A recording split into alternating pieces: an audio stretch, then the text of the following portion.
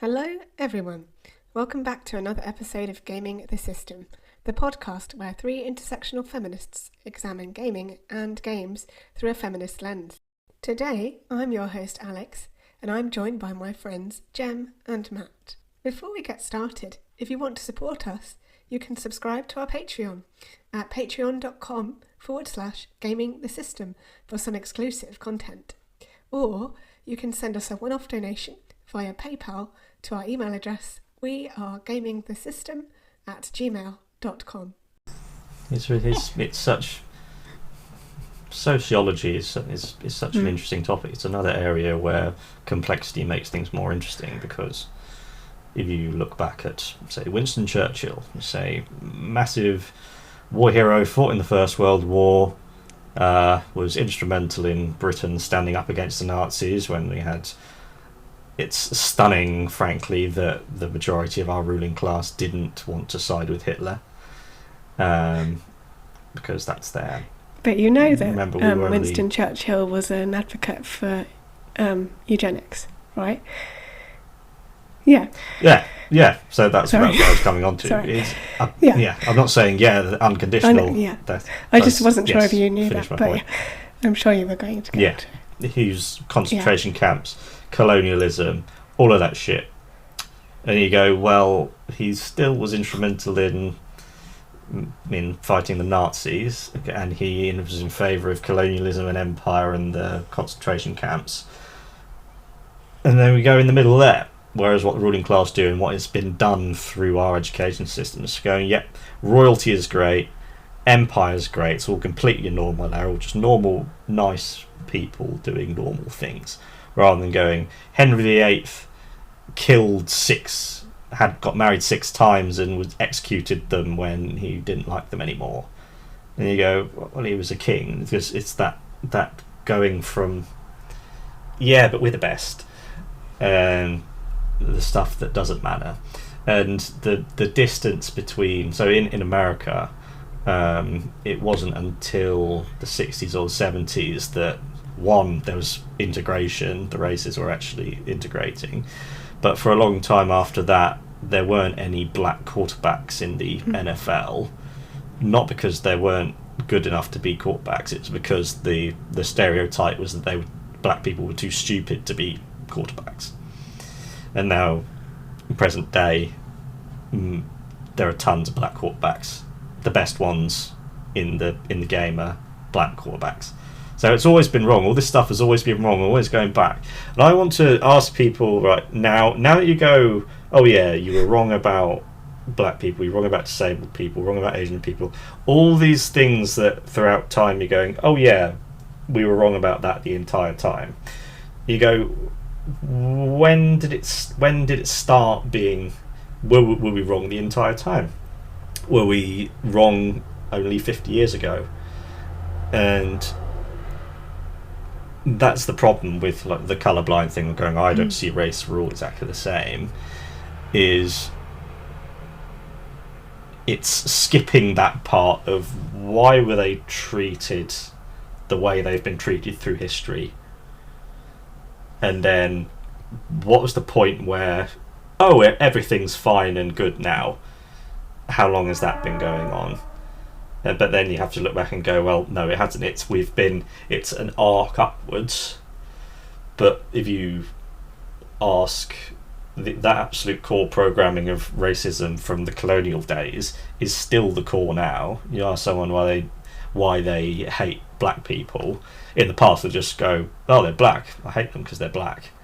Whereas now they'll say, I'm not racist. They call them the N-word and want them all to be in prison, but I'm not racist. And we're still unpicking those centuries-old things, and we're skipping to, we're all the same, everything's fine, is not good. It's good for reputation that you just have everyone, you're having tons of people represented. That's fine, but you don't get to skip past the truth and reconciliation experience, essentially. Yeah. That representation. And white people can still be in charge of representation, because you can just go, we'll just put if you've got 10 people, instead of them being 9 white and 1 black, we'll have 2 white, 3 black, 2 Latino, 3 Asians. Perfect. And that's the work. That's all the work that needs doing. Where no, it's more nuanced than that. Trickier than that. You go. We're going to write. Like, it's harder for white people to write like characters that aren't stereotypical based on race, and so it's just they go, oh, that would be a bit difficult, and it means we'd say we probably shouldn't be 100% in control. And that's mortifying to them. Which leads us on to how we move towards better inclusivity in games, and particularly in horror games.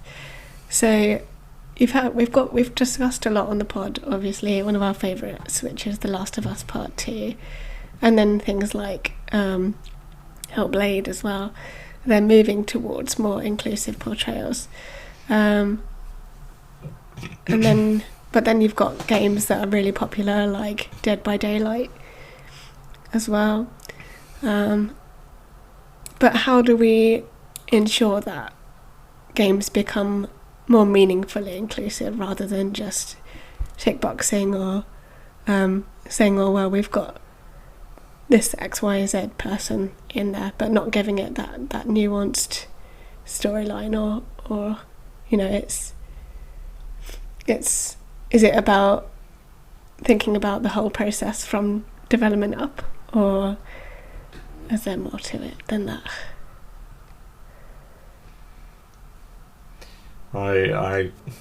There's again, I think it does come, starting with it needs to be diversity built in through every stage of everything. That's the only way you're going to get consistently good authentic results, because I remember Alex and I had a chat about the last Avatar film, and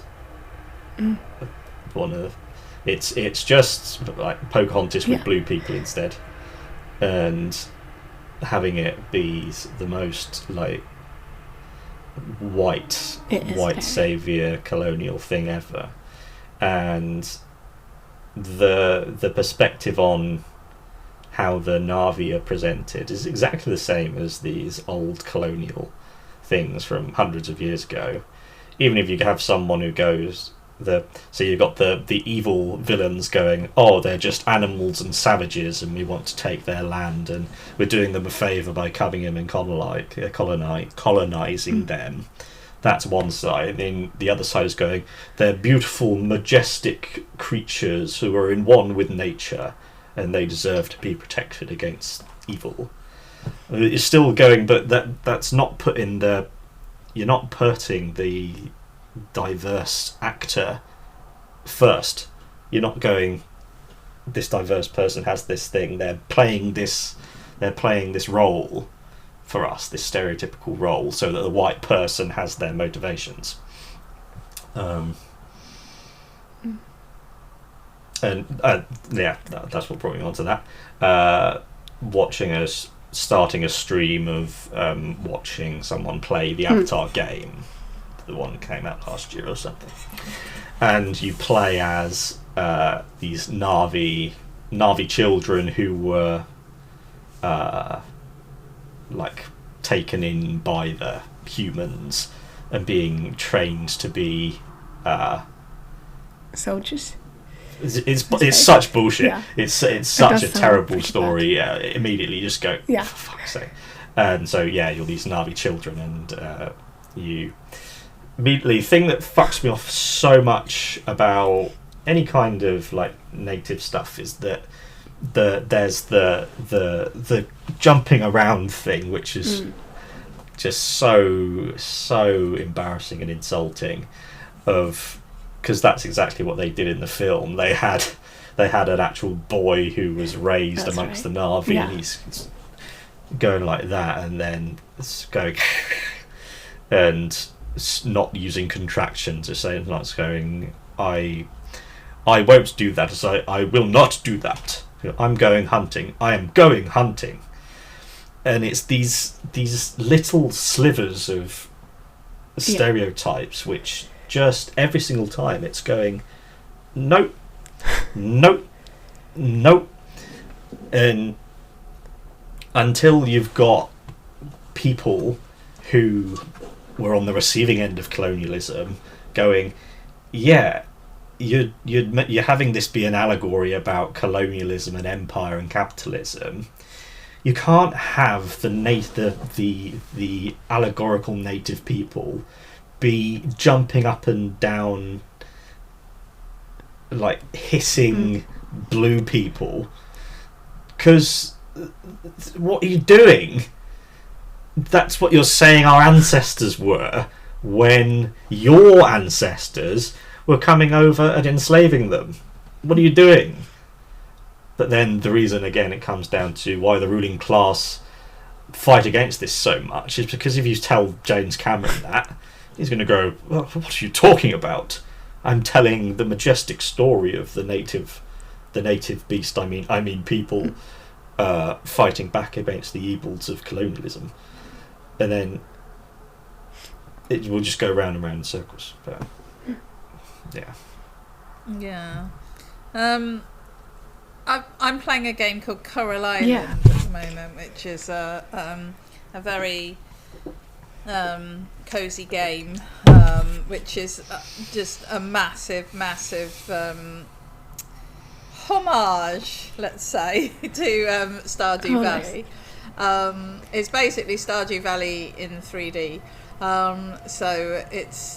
But it is lovely. But it's set in a sort of Southeast Asian island, and before I bought it, I was doing a little bit of research into reviews, and this guy on YouTube had reviewed it, and one of the things that he complained about was that the characters all looked too Asian, and he didn't like the fact that they looked like characters that would actually live on this this island. And I think the reality is actually that they don't. They look very different to each other. Some of them could pass for Asian, and plenty of others look, westernized and Caucasian, and I mean it's a real mix of people. But the island is based in this part of the world, and the fact that this guy felt like it was unreasonable that he could only choose from people that looked like people who would live there, when the whole story is that your family had owned the farm there, and that's why you're going back. So I just think that things like that are really problematic, because when you've got a game that's not making a big deal out of race, it has a real mix of people of all different races and sort of social backgrounds. It is very diverse, and they have lots of different relationships between characters, and they even have one character who actually has stretch marks on her stomach, which is the first time I think I've ever seen a character in a game with stretch marks. One of the other characters is a teacher, and he has a mechanical arm, and they have different ages. They have ages from children all the way up to elderly people, and so I think they've obviously tried to make a diverse town for you to play in, and as a player you get to choose your character within that sort of range, and but it isn't a thing. It isn't the issue, and yet this guy decided to pick up on that when he was doing the review. I think that says more about him than anything else, doesn't it? Yeah, I think it does. Was this guy's thing that he didn't like? So my first impression of when you said there were too many Asian people was that it's going, what if it so I'm assuming his thing was, I don't want to play as an Asian person. I want there to be more people who aren't Asian, which is that's just complete old bullshit. Doesn't matter, stupid old way of thinking. Then there's the other end of the stick, which I went to first, was going, if you're on a South Asian island and you say they all look the quote unquote Asian, then you go, well, anyone can be Asian. You could have two parents from you can be completely, like, if any of us could have been raised in Asia, and we'd be just as Asian as someone, the next person who quote unquote looks stereotypically Asian.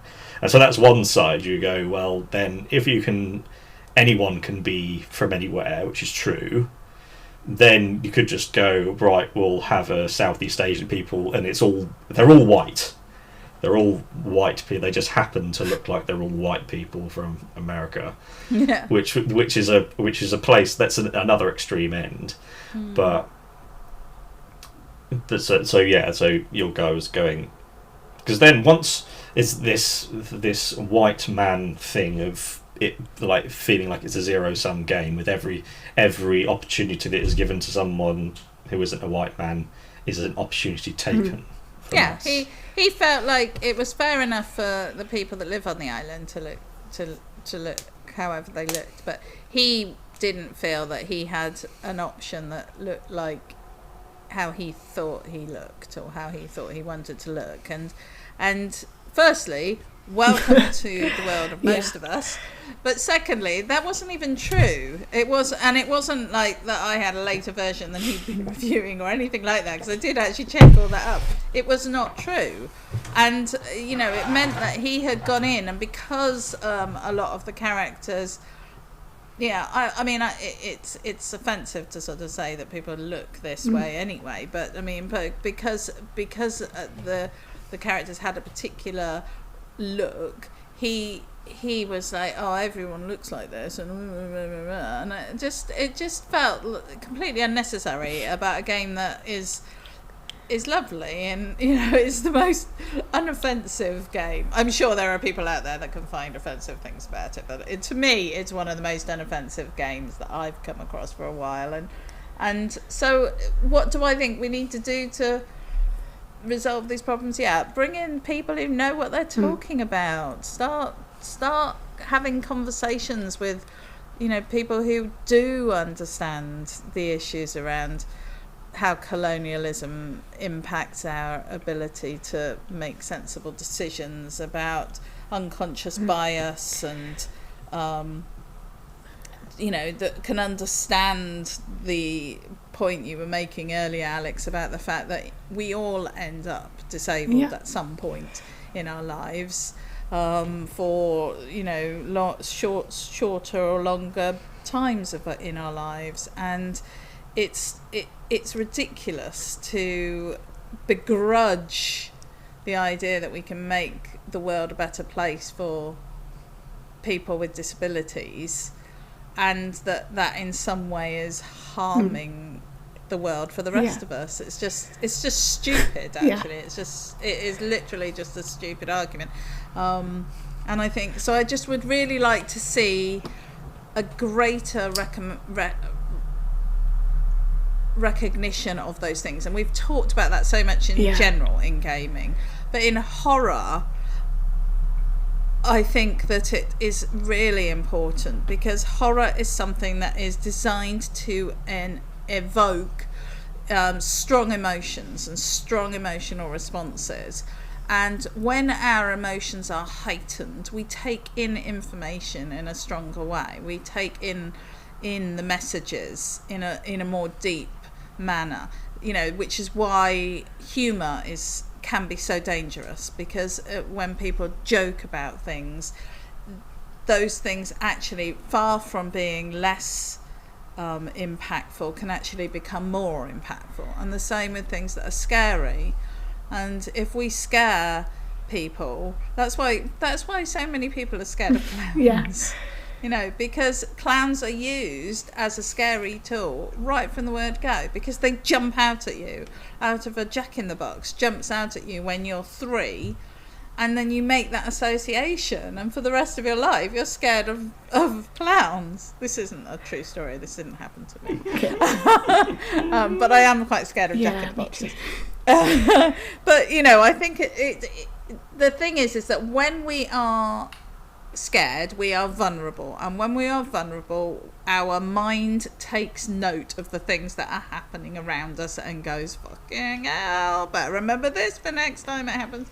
So you know, it's not just offensive that disability and race and gender are so badly portrayed in general in horror, but it's actually deeply harmful, I think, and I don't think we really, so you know, we really need to recognise that and tackle it, especially in games, which we've talked about are a proactive and interactive experience from, you know, for us. This might be too big a question for the end of the episode, but you've got me thinking when you shared that story about the reviewer saying, oh, there's too many Asian looking characters in this game. Do you think the resistance that is present to diversity in games is more of a problem within the game, like the actual gamers themselves, or the developers and makers of games, or is it just even across the board? I think it's the developers are like the ruling class, and the gamers are like the citizenry. It's like in the British Empire, you'd have the landed gentry and the ruling class, and then you'd have the British people who are still being fucked over appallingly, but they were still better than, we're British, we're better than the Scots, than the Irish, we're better than that, we're the ones with the most privilege, even though we're being fucked over by the same people.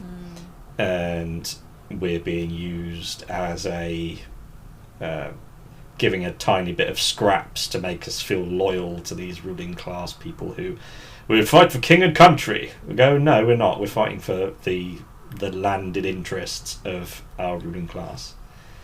And then there's it's good for me to have the reality checks like consistently of some people. Not everyone's trying their best to make things what they think is better. I just think there's a way. I just think we all want things to be better. We just disagree on what that is and how. But then there are people who just that isn't. That's not how some people are wired. Some people can't be reasoned with. Some people can't be talked to, and that's like sometimes with people it's better just to not engage at all. Like the person like this, the guy by the sounds of it wrote this article. You could go any number of reasonable inroads as going, what do you mean by they all look Asian? And then he might go, well, they look, if you took a photo of a crowd in Singapore and you go, a lot of people say are similar facial characteristics. Whereas if they go something stupidly racist, as it would be very easy to do, then you go, oh yeah, we can't have a conversation with that person. Rather than, nah, I don't know where I'm going. It's a big question, I know. I've kind of sprung it on you. I think it is a massive question, but I think it's a bit chicken and egg, really. I think that as the games industry becomes more diverse, which I think it is, and it will, just by virtue of the way that the world is changing, despite the anti-woke brigade that are like, you know, seem to have the loudest voices, their last death throes, throwing their toys around. I think, you know, that is happening, and so as that happens, I think more efforts will be made to shift that dial. I think it's also up to the players, up to gamers, and also as gamers shift, as gaming becomes a more sort of gender neutral pastime.